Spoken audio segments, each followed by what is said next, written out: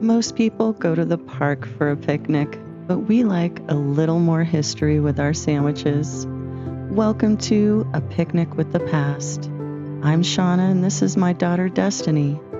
Every episode, we visit a different cemetery, learn a few fun facts, and have lunch with someone who's made their mark on the world, even if they've been resting here for a few centuries. So grab your picnic basket and your curiosity, because today we're having lunch with Baby Doe Tabor. Today on Picnic with the Past, we explore Mount Olivet Catholic Cemetery, located in Wheat Ridge, Colorado. This is such a beautiful place full of history. And before we meet today's guest, let's dust off a few pages of history about Mount Olivet itself. It was September 25th, 1892. A special Union Pacific train left Denver Union Station carrying 1,500 people to Mount Olivet Cemetery for the cemetery consecration.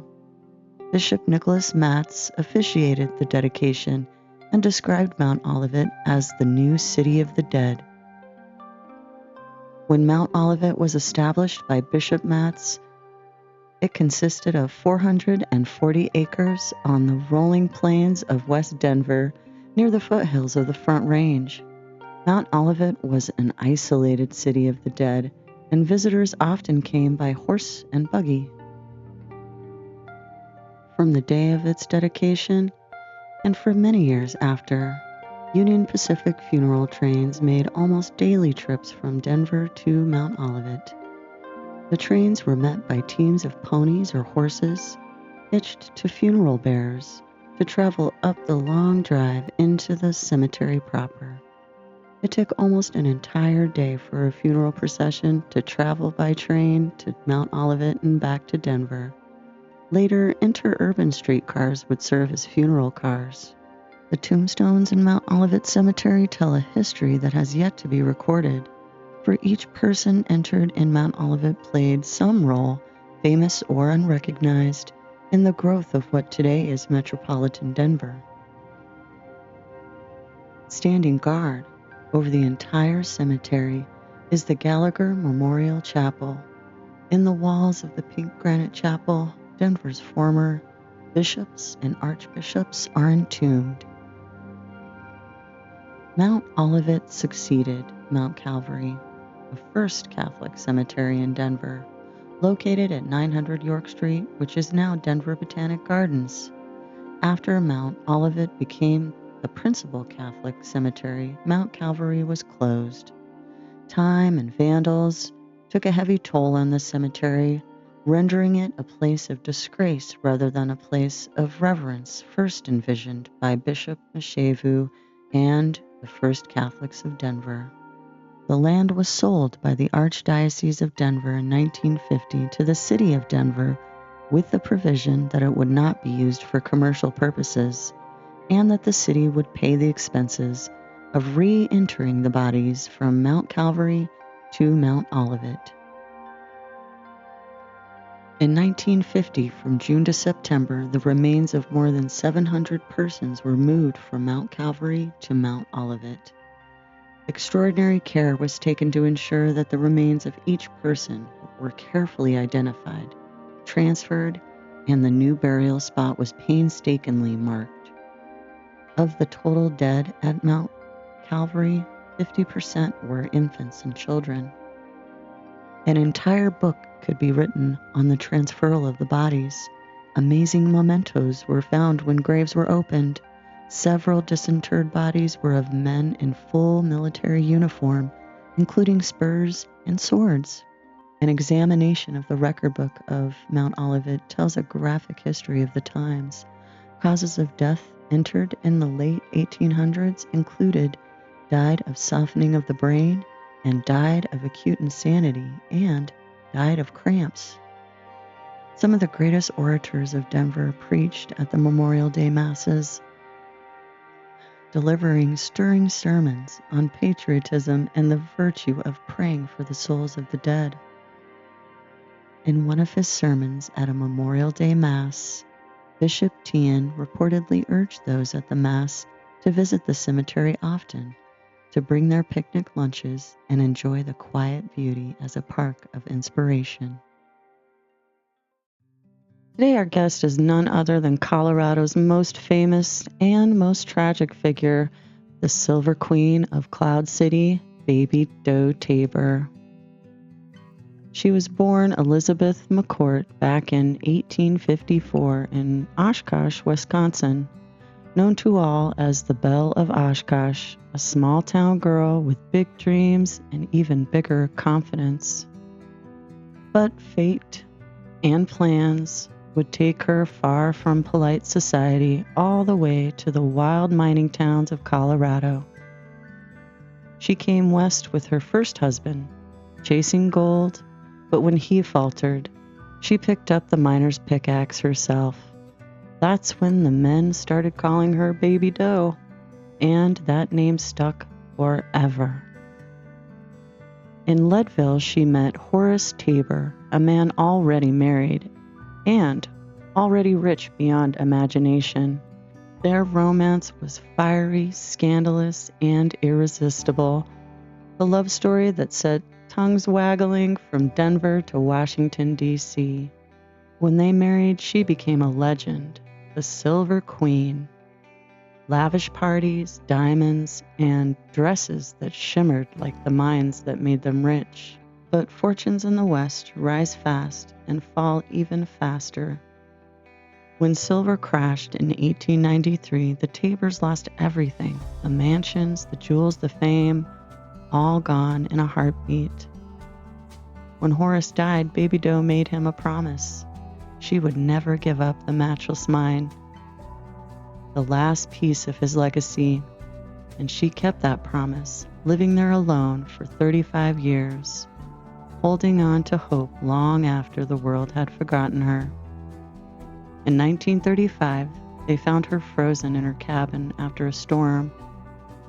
Still faithful to the man and the dream she refused to let go.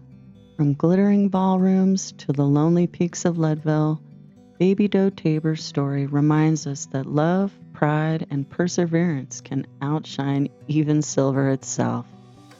So grab your picnic basket, let's sit with the Silver Queen herself and see what stories the wind of the cloudy city still whisper today.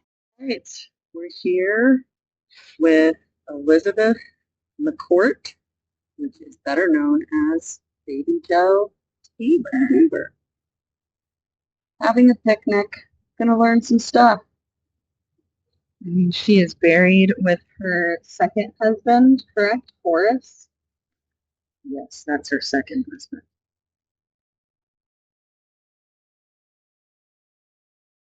So let's see. Yep, Elizabeth here in 1854, the Oshkosh begins. Elizabeth McCourt was born in Wisconsin and was known for her beauty and charm. Her nickname was Belle of Oshkosh. The Belle, I guess she was a cute baby, and that's why they called her the Belle. Well, yeah, and it would make sense going on later into her life. Baby Doe Tabor and her looks and small demeanor being in line. Yeah. I forget what her first husband's I don't remember. I don't remember either, but I know that I know she gets pregnant. He ends up leaving her while she's pregnant, and she is stuck and ends up having a stillborn baby. Oh, that's what ends up happening? Mm-hmm. And that's before she moves to Colorado with the divorce money? Yeah. Yeah. Then she moves to Leadville for them. And meets old Horace. Meets old Horace here. The Silver Queen. After a secret marriage. Yeah, they married in secret. Remember I told you they went out of state because of Augusta, who's his actual wife. Yeah, they married out of state and then came back and she divorced him. And then they had an actual ceremony, like an open ceremony for that. They lived extravagantly, went to grand parties, bought jewels and mansions, and had 2 daughters, Lily and Silver Dollar. Why name your kid Silver Dollar? Because she really believed in the mine, is what I'm going to guess. Oh, well, I do know. Okay, her first husband had a mine too. Yeah. And she worked in those mines. Yeah, that's how she got the nickname Baby Doe. Yeah. Because she was petite and beautiful. Working in the mine. Working in the mine.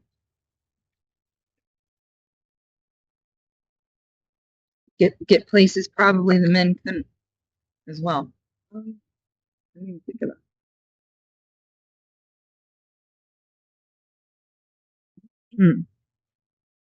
And then the silver crash happens. The same year, or 10 years later. 10 years after they get married.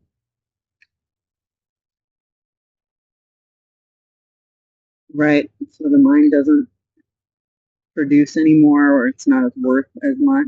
Yeah, the repeal of the Sherman Silver Purchase Act ruins their fortune overnight. Wow. Could you imagine that?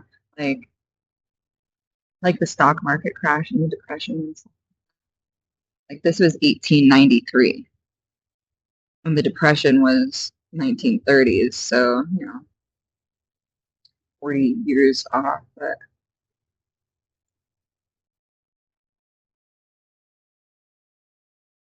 just everything you have gone overnight.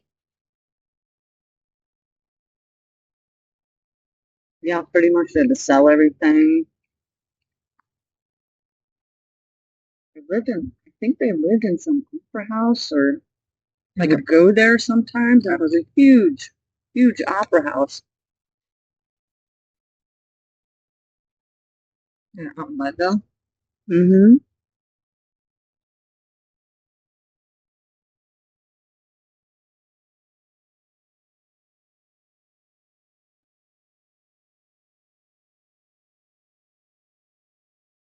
And then just 6 years later, Horace dies.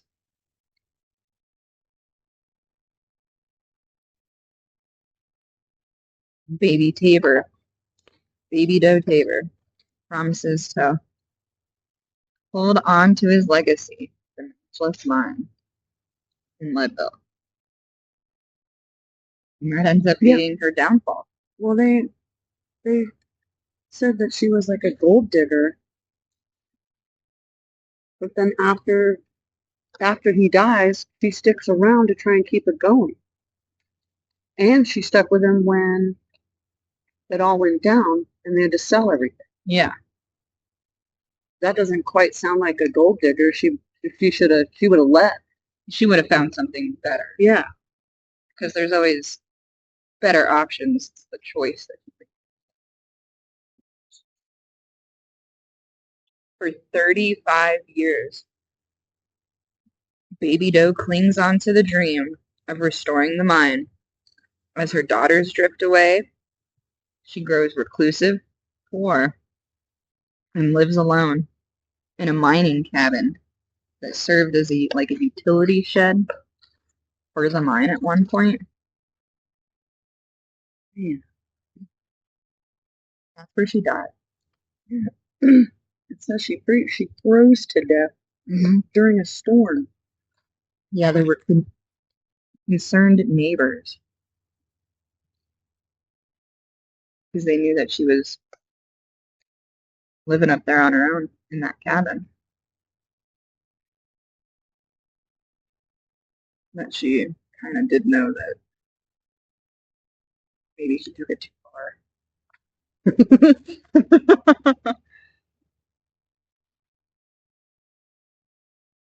Well, I mean, it's not just her fault. It's like Horace's fault too. He was the one married, not her. She had already been divorced. Yeah.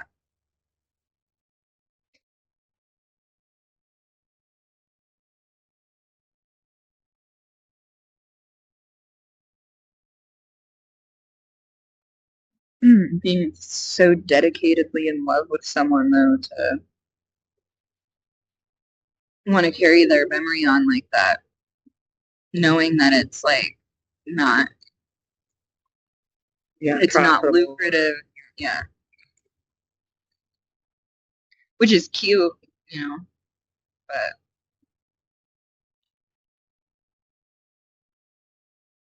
I kind of like this thought. The one she chose, I guess. Well, yeah. Yes. For all we know, yeah.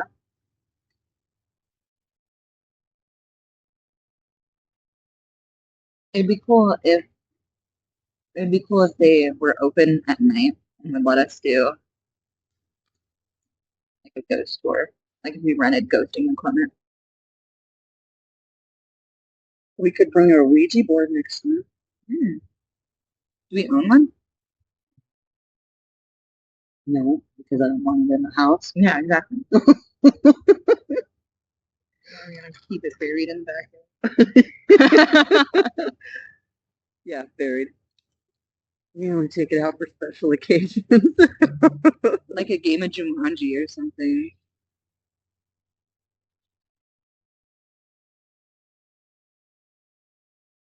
No, because I wonder how she really did feel.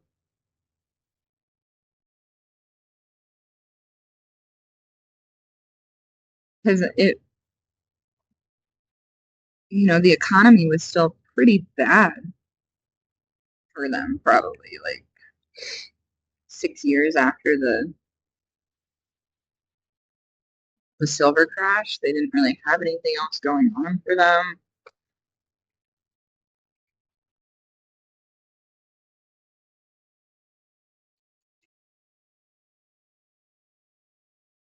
How did she manage to take care of her daughters?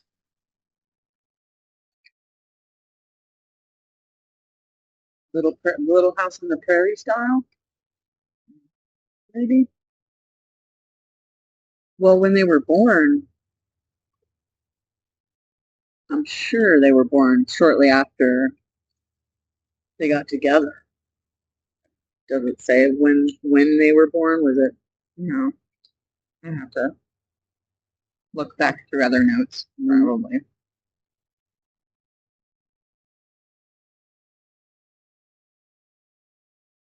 Because I believe I came across an announcement in one of the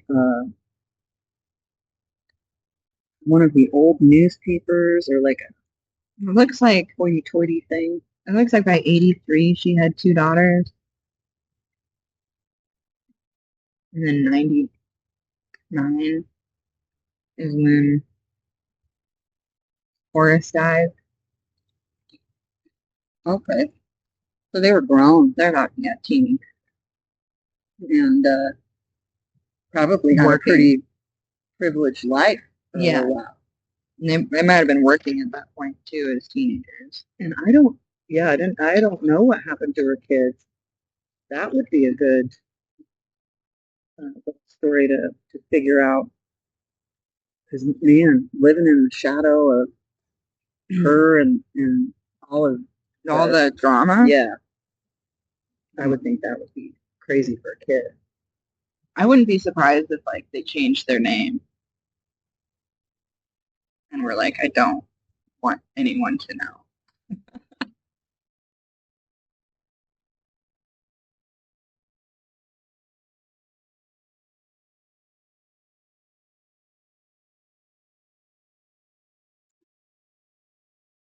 Some pudding? Yeah, I'll try.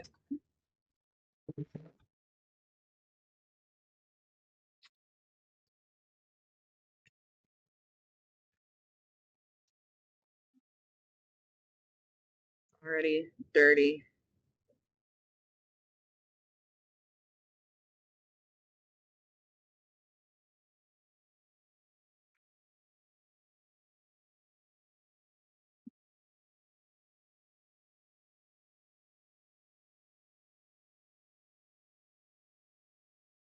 It was a nice day. Yeah, beautiful day.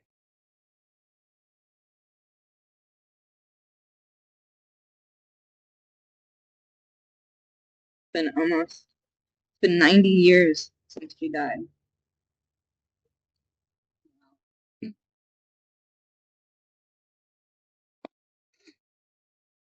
Well, Baby Doe, thank you so much for the picnic.